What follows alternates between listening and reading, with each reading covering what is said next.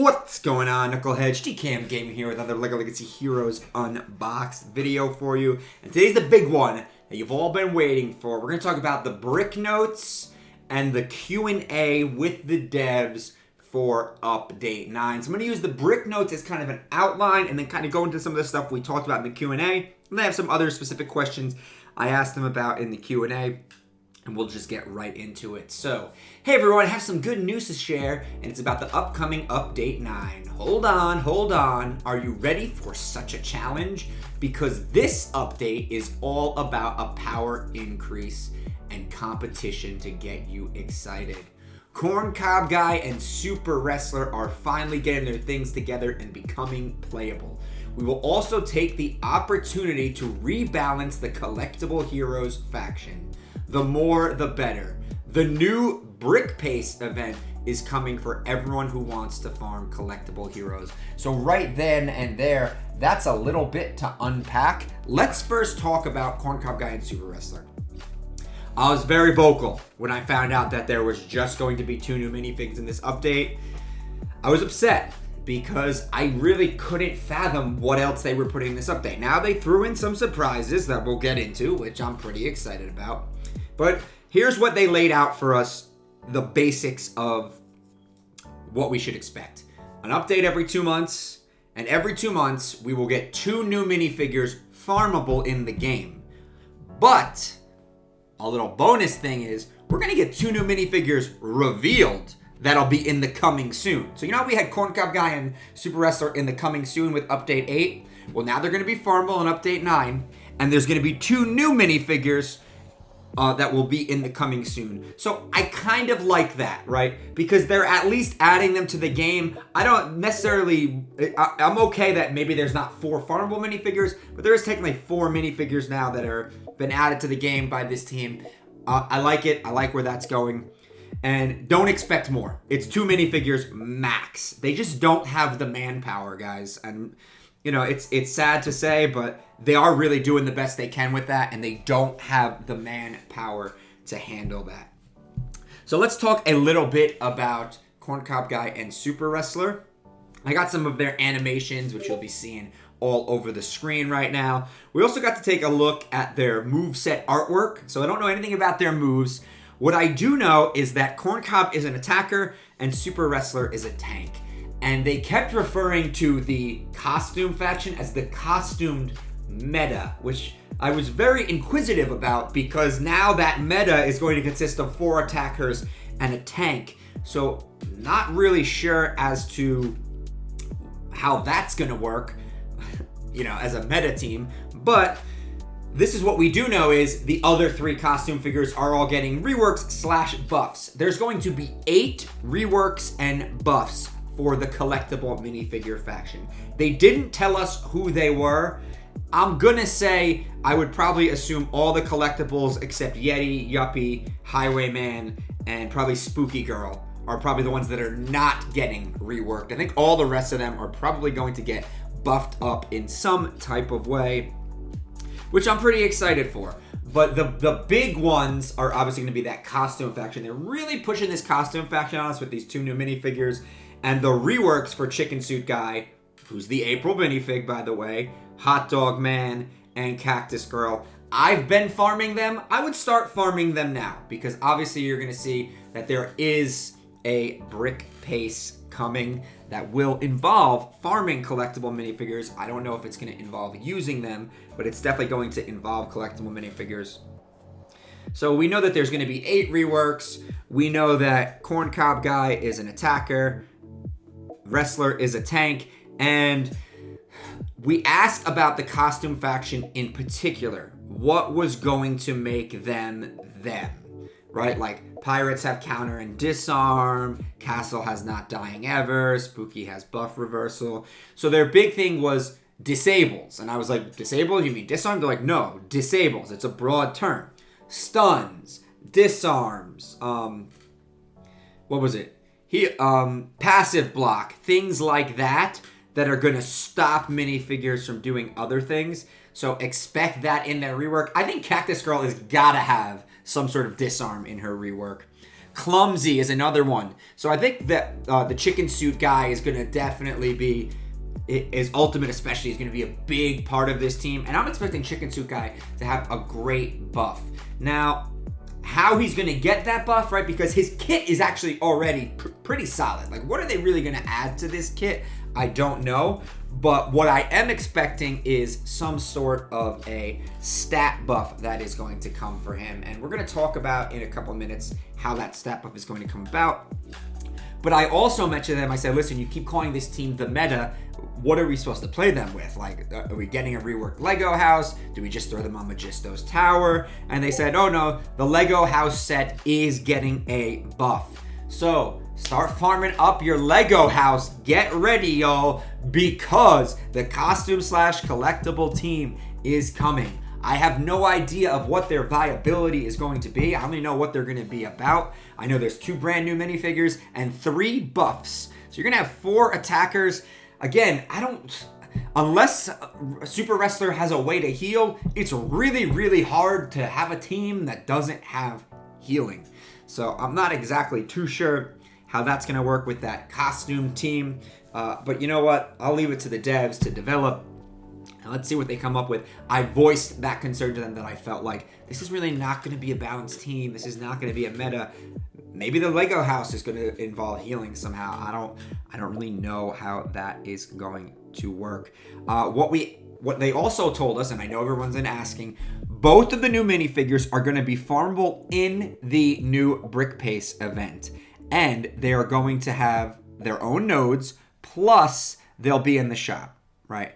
So they'll be farmable in the event and have their own nodes. So I'm assuming that in the event store, and they're going to have their own nodes. So unlike Gorwell, who just had a node, or somebody who was just in the event store, they're going to be in the event store and in their own nodes. They'll probably be the flagships of this Brick Pace. I think one of them should have been the main, and the other one maybe could have been like an Unboxed and had its own node just to give us like a 2-star taste. But don't expect them in campaign. Don't expect them in regular shops, right? That's all the info about the ways to farm them for now. They're still deciding on everything else. So I don't think they're going to make them overly farmable everywhere else. I think you got to kind of get them in the Brick Pace.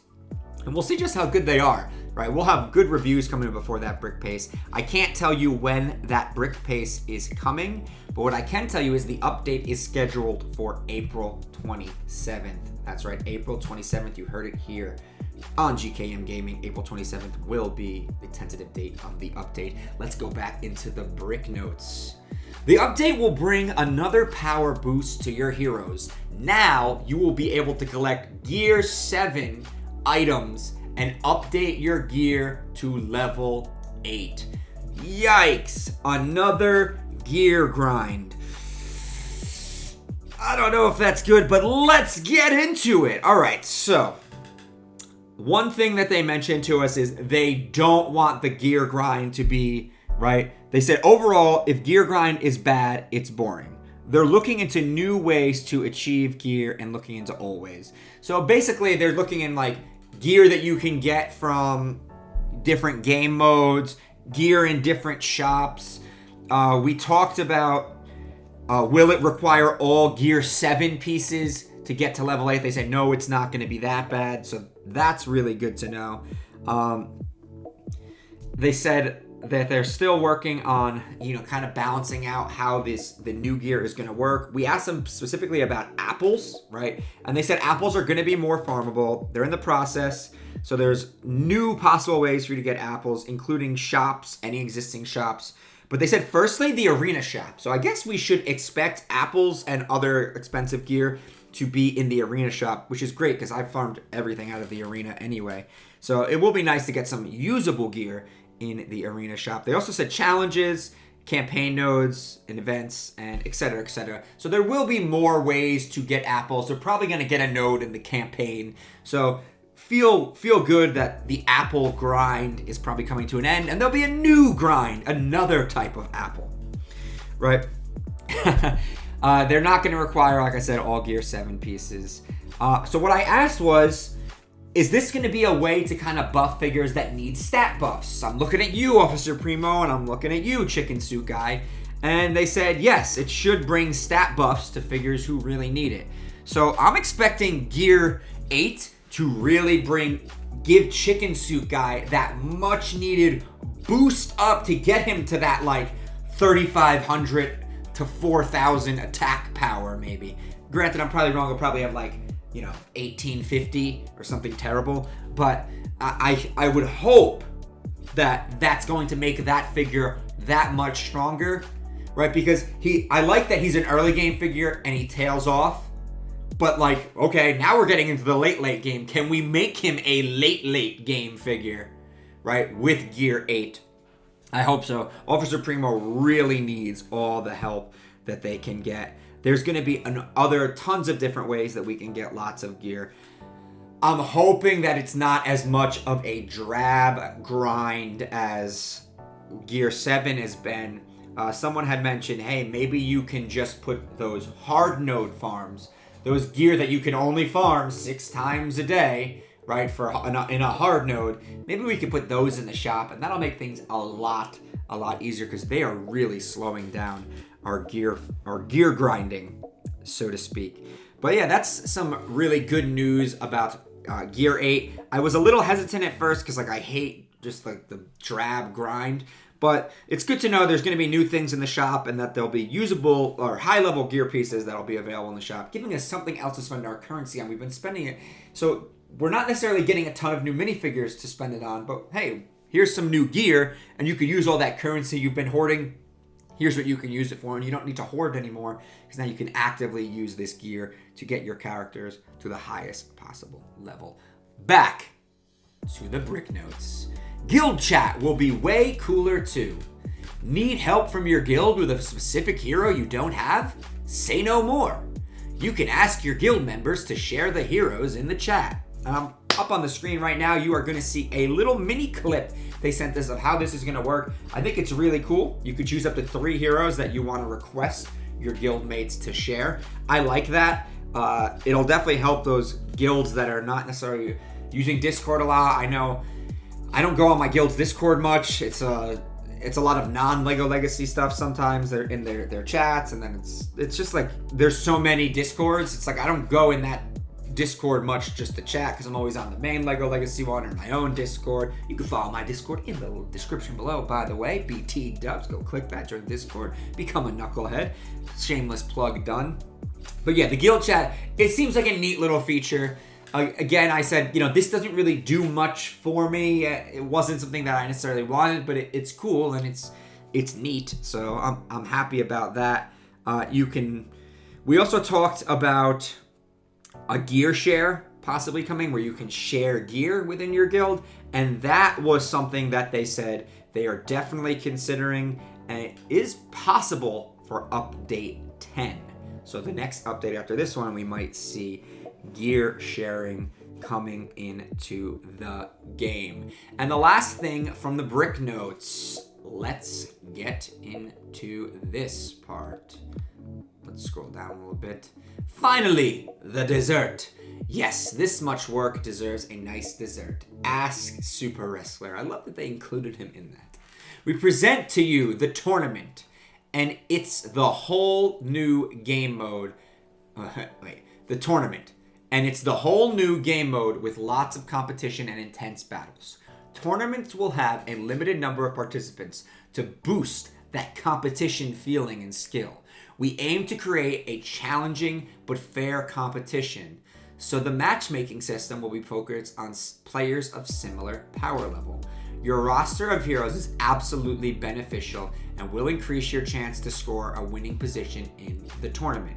Defeated heroes can't be used in tournaments unless they are healed with a special, unique to tournament heal kits. They will be available for farming and limited to use in tournaments. So, that's a lot to unpack. So first off, it's a new game mode. The rules are still being worked on. So nothing is really set in stone. They explained a lot of the rules right now to us. We brought up some concerns. We can't really share that information because I think they're still trying to figure out some kinks of it. But basically, it's like, it's a tournament, and it's just you and the players of your level. They're going to use level and awesomeness to kind of decide those things. And it's really cool because whoever wins the highest prize in the tournament for somebody with 2 million total awesomeness and somebody with 2,000 total awesomeness, the highest prize is, my understanding, gonna be the same, right? So everybody can compete against people on their own level, and that's a really nice thing, right? That as a newer player, I don't have to constantly be edged out in arena and stuff like that, because that can be really, really annoying. I had mentioned, like, hey, our tournament's going to be tag specific? Like, oh, you can only use castle, collectible, and costume for this tournament. They said not this time. You know, they want to run it out and see what's going on, make sure everything's working right with the game mode. But it is something they're going to keep in mind.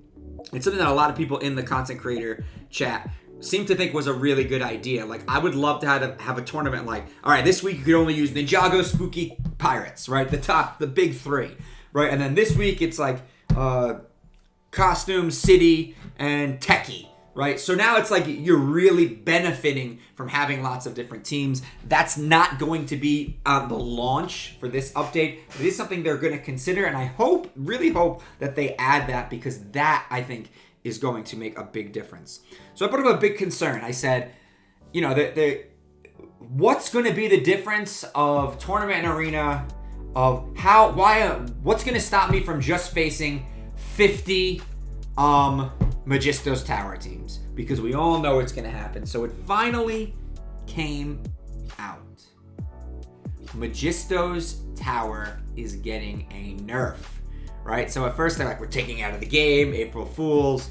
Then they said it would just be bad in this game type. But really what was happening is they're nerfing it. So Magistos Tower is getting a nerf. They understand how bad that set is for the health of the game, and I am pretty happy about that. I don't know how I feel about the heal kits, but I guess it's another thing for you to spend currency on and another thing to farm. So it's cool. You get to use a bunch of different teams in this tournament, and the prizes look really cool.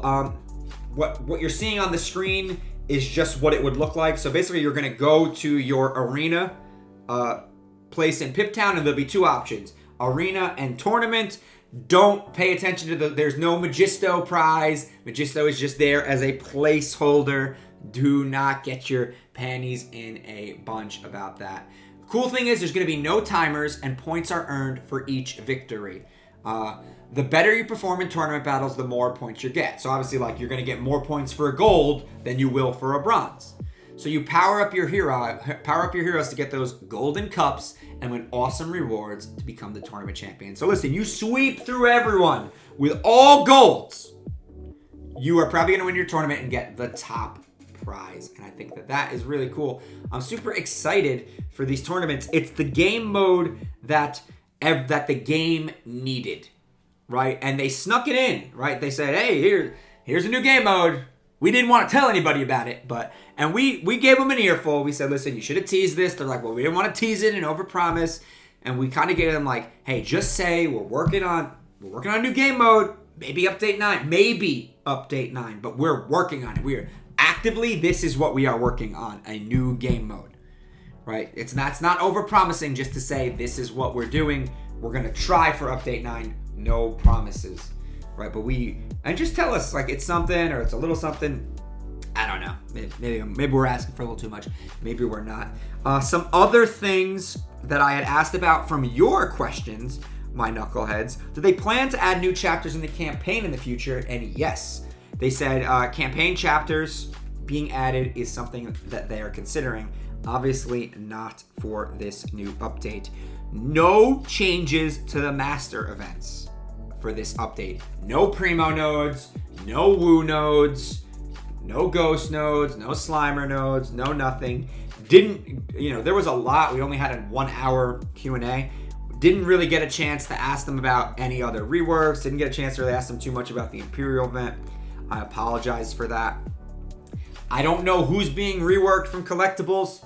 I don't have any of their kits or their buffs. We will possibly be getting some of those at the end or next week sometime. We should be getting the kits for the 2 new figures pretty soon, and they're also going to let us know the other 2 figures that are going to be coming into the game. So expect lots of news coming from the channel over the next month. as we are super duper excited for update 9. Listen, it was a make or break update. They added a new game mode. It looks fun the way that they described it, the rules they were telling us about.